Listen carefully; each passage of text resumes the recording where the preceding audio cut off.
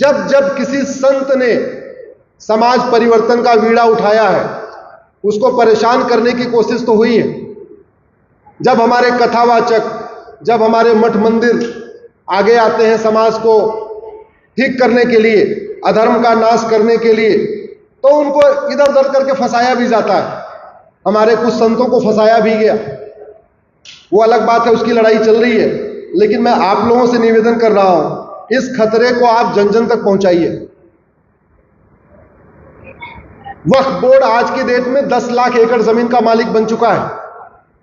10 लाख एकड़। दुनिया के 50 देशों का क्षेत्रफल 10 लाख एकड़ से कम है। मैं आपको आंकड़े के साथ बता रहा हूं, मालदीव का क्षेत्रफल 75,000 एकड़ है। यानी भारत में वक्फ बोर्ड के ऊपर 13 मालदीव बन सकते हैं, 13 मालदीव। सिंगापुर का क्षेत्रफल 1,80,000 एकड़ है और वक्फ बोर्ड के पास आज की डेट में 10 लाख एकड़ जमीन है। यानी 5 सिंगापुर बन जाएगा, फिर भी 1 लाख एकड़ जमीन बची रहेगी। बहरीन का क्षेत्रफल 1,90,000 एकड़ है और वक्फ बोर्ड के पास 10 लाख एकड़ जमीन है। यानी 5 बहरीन बन जाएगा, उसके बाद भी 50,000 एकड़ जमीन बची रहेगी। हांगकांग का क्षेत्रफल 2,75,000 एकड़, वक्फ बोर्ड के पास 10 लाख एकड़, यानी 3 हांगकांग बन जाएगा और फिर भी 1 लाख एकड़ जमीन बची रहेगी। डेनमार्क 3.5 लाख एकड़, वक्फ बोर्ड के पास 10 लाख एकड़। फिनलैंड 3,90,000 एकड़, वक्फ बोर्ड के पास 10 लाख एकड़। मॉरिशस 5 लाख एकड़। यानी भारत में वक्फ बोर्ड के ऊपर 2 मॉरिशस भी बन जाएगा। लग्जमबर्ग 6 लाख एकड़, साइप्रस 8 लाख एकड़, जॉर्जिया 9 लाख एकड़ और वक्फ बोर्ड के पास 10 लाख एकड़। आप कल्पना करिए किस तरीके से कानून बना के विदेशी पंथ को प्रमोट करने के लिए यहां पे वक्फ बोर्ड जैसा कानून बनाया। मैंने आपको पहले ही कहा था, किसी भी देश का कैरेक्टर कैसा है, नेचर कैसा है, केवल इस बात से नहीं देखा जाता कि वहां पे किस पंथ को मानने वालों की संख्या कितनी है। इस बात से भी देखा जाता है कि किस पंथ के पास कितनी जमीन है, कौन कौन से स्थान वहां कितने हैं, किसी देश में मंदिर कितना है, मस्जिद कितना है, चर्च कितना है, यह भी देखा जाता है। स्कूलों की संख्या भी देखी जाती है, जमीन का क्षेत्रफल भी देखा जाता है। और जमीन का क्षेत्रफल मैंने आपको बताया कि किस तरीके से यहां पे बदला है। मैंने एक पीआईएल फाइल किया, वक्फ बोर्ड पे मेरी पीआईएल चल रही है ऑलरेडी। दुनिया में बहुत सारे देश पहले गुलाम थे, इवन चीन भी गुलाम था। हम अंग्रेजों के गुलाम थे और चीन जापान का गुलाम था। हमारे ऊपर अंग्रेजों ने हुकूमत किया और चीन के ऊपर जापान ने किया था। हम 1947 में आजाद हुए और चीन हमसे 2 साल के बाद 1949 में आजाद हुआ। चीन आजाद होने के 1 साल के अंदर उसने जानते पहला काम क्या किया? पूरे के पूरे चीन से गुलामी का नामो निशान मिटा दिया। 1949 में आजाद हुआ चीन। 1950 आते आते चीन में न किसी जापानी के नाम पे सड़क, न किसी जापानी के नाम पे कोई मोहल्ला, न किसी जापानी के नाम पे कोई मूर्ति, न किसी जापानी के नाम पे कोई चौराहा, सब कुछ उसने बदल दिया। अपने इतिहास में उसने पढ़ाया ही नहीं कि चीन जापान का गुलाम था। अब जब चीन अपने इतिहास में अपने बच्चों को नहीं पढ़ा रहा है कि चीन गुलाम था, तो बाकी लोग क्यों पढ़ाएंगे? और हमारी शिक्षा पद्धति में हम आज भी पढ़ा रहे हैं, हमें बाबर ने ऐसे किया, औरंगजेब ने ये किया, ये किया, ये किया। ऐसे लगता है कि 6वीं शताब्दी के पहले भारत था ही नहीं। हम पूरा का पूरा इतिहास 12वीं शताब्दी से शुरू करते हैं, मुगलों खिलजी से शुरू करके ले आके अंग्रेजों तक लाते हैं। कोई जरूरत है क्या गुलामी का इतिहास बताने की? है क्या जरूरत इसकी? क्या हमारे देश में प्रतापी राजा नहीं हुए क्या?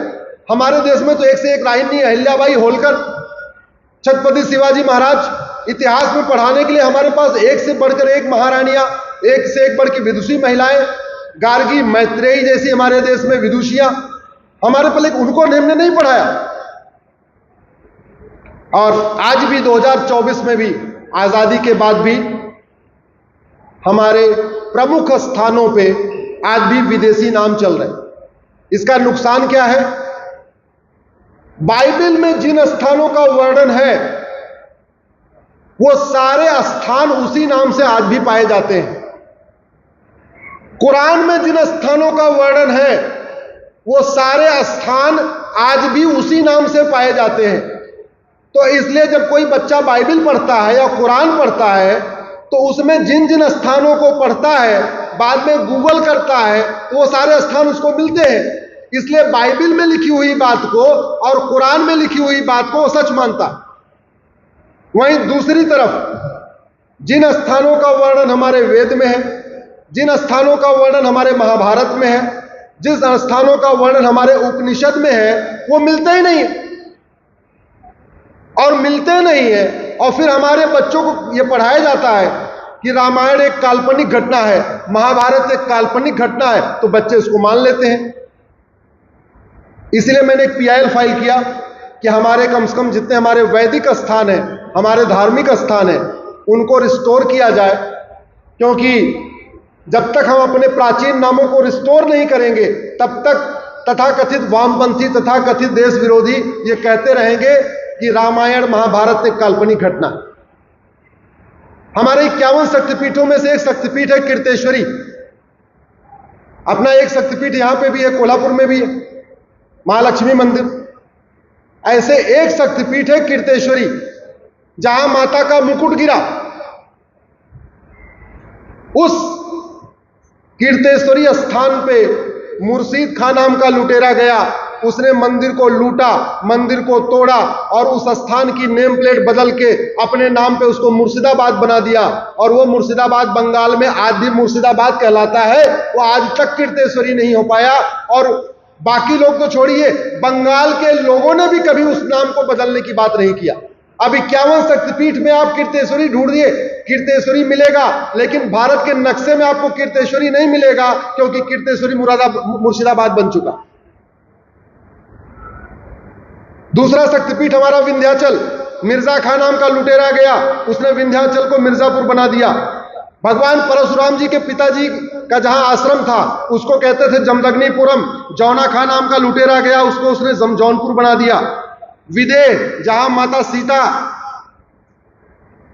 का जन्म स्थान है, वहां पे मुजफ्फर खां नाम का लुटेरा गया, उसने उसको मुजफ्फरपुर बना दिया। विराट, महाभारत में एक घटना होती है विराट की।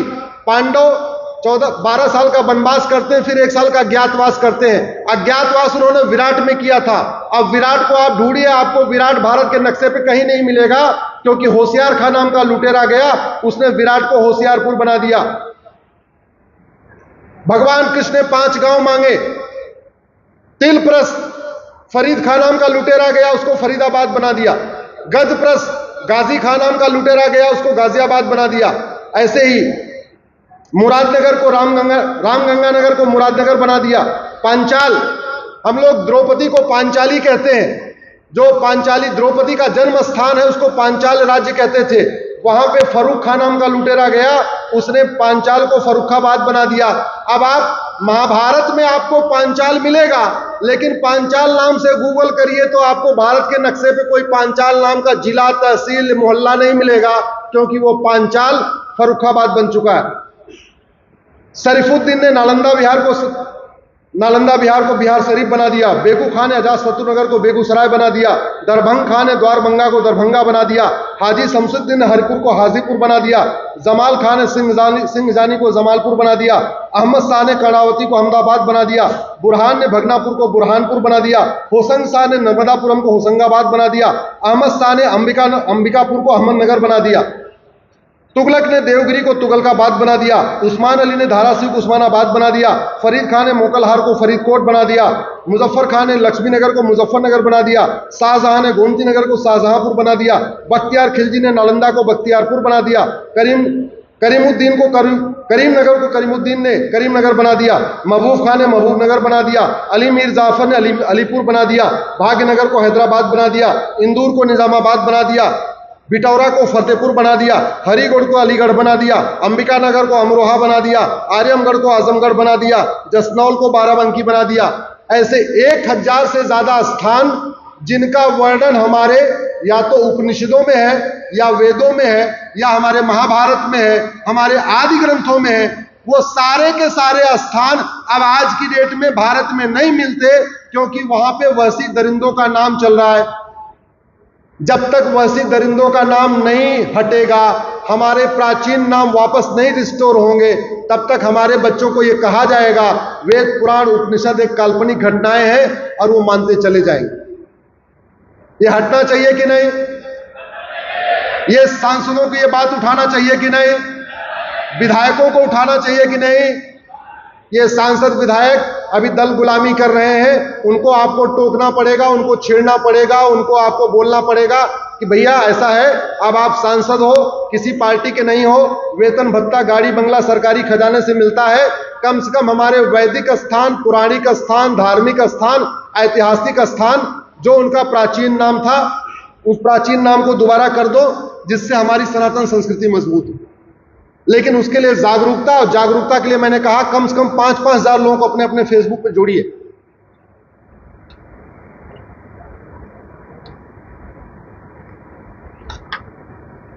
एक मठ मंदिर की बात मैंने इसलिए किया, सरकार हमारे मठ मंदिरों को छोड़ दे तो बहुत बड़ा काम हो जाएगा।